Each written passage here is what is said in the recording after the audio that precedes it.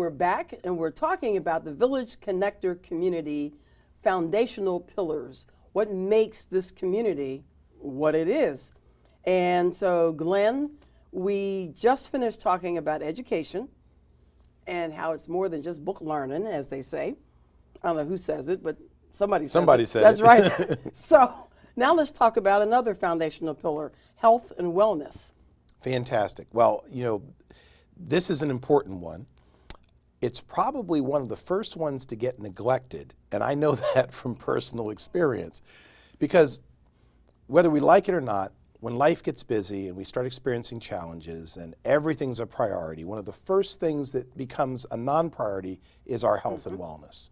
We usually burn the candle at both ends. We don't eat well. We're not getting recreational relief from the computer screens, especially today. We're so sedentary in our society today that we really have to make an extra effort to be physically active. And so health and wellness is one of the pillars because we want to place a focus on prioritizing health and wellness that way.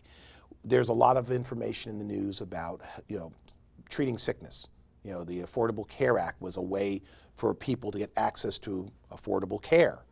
And whether you agree or disagree as to whether it's accomplishing that, the point is that we would probably be less dependent on treating sickness if we focus more time and attention on remaining well. Exactly. So we're taking a little bit different approach than what has traditionally been the case by teaching people some simple wellness principles that allow them to live a balanced wellness lifestyle and be less dependent on medical care. And that's the whole point, is that when we treat sickness, it's always in response to something going wrong. When we focus on wellness, it's in response to keeping things going right. And that's where our wellness initiative is all about, what our wellness initiative is all about.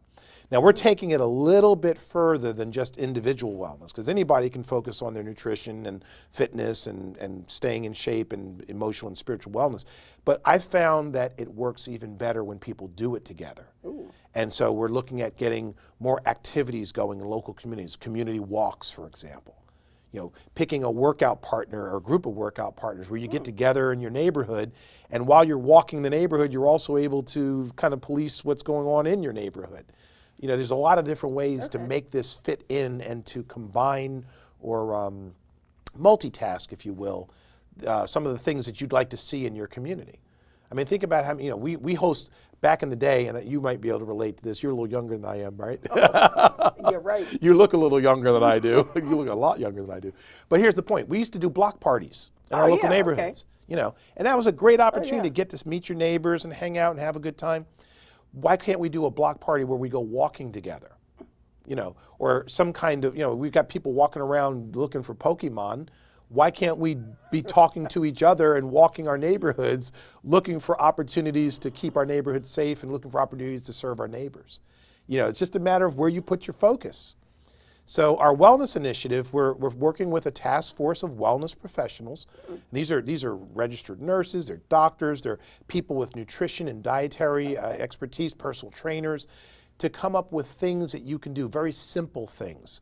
One of the things I didn't mention early on in some of the other videos is that everything that we're teaching people to do, we characterize as easy, because we define easy as something you can do without extraordinary effort. Okay. So if you were to measure what we're putting out there as something you can do without extraordinary effort and therefore easy, all of the things that we're putting together are designed to be easy.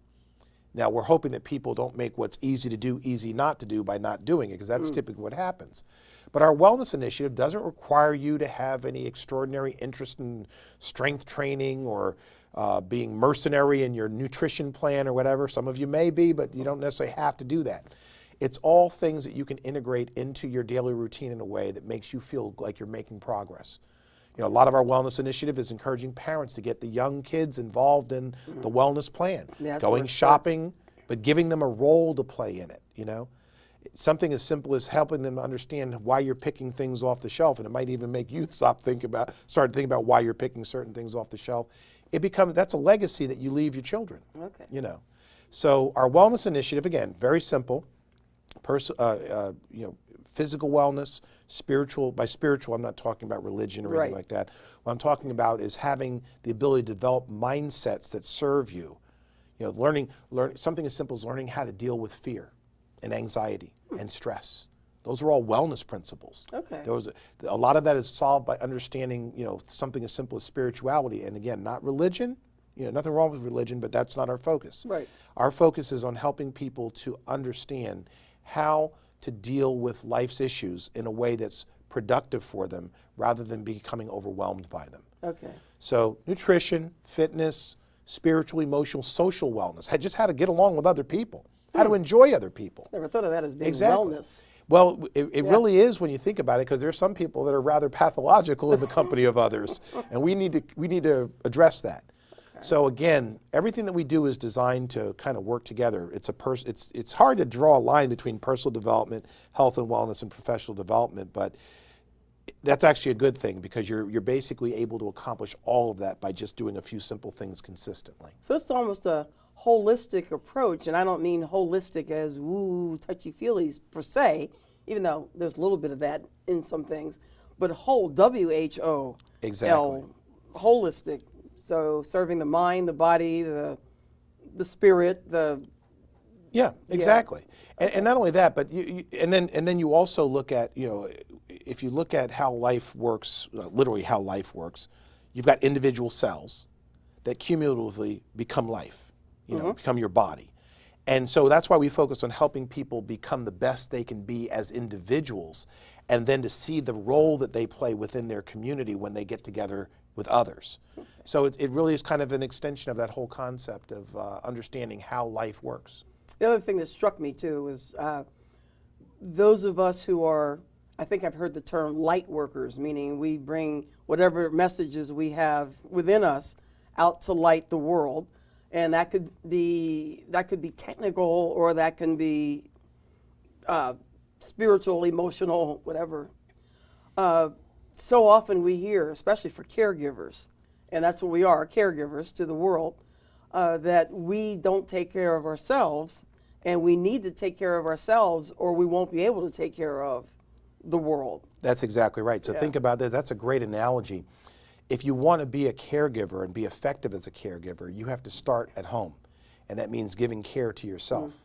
You know, when you're on an airplane and they start to explain to you all the different devices and things that are going to happen, and they tell you that the oxygen mask is going to drop down if you They say decompress. put it on you They before say you put put it your on- oxygen yes. mask on first before you Yeah. assist your children and the others.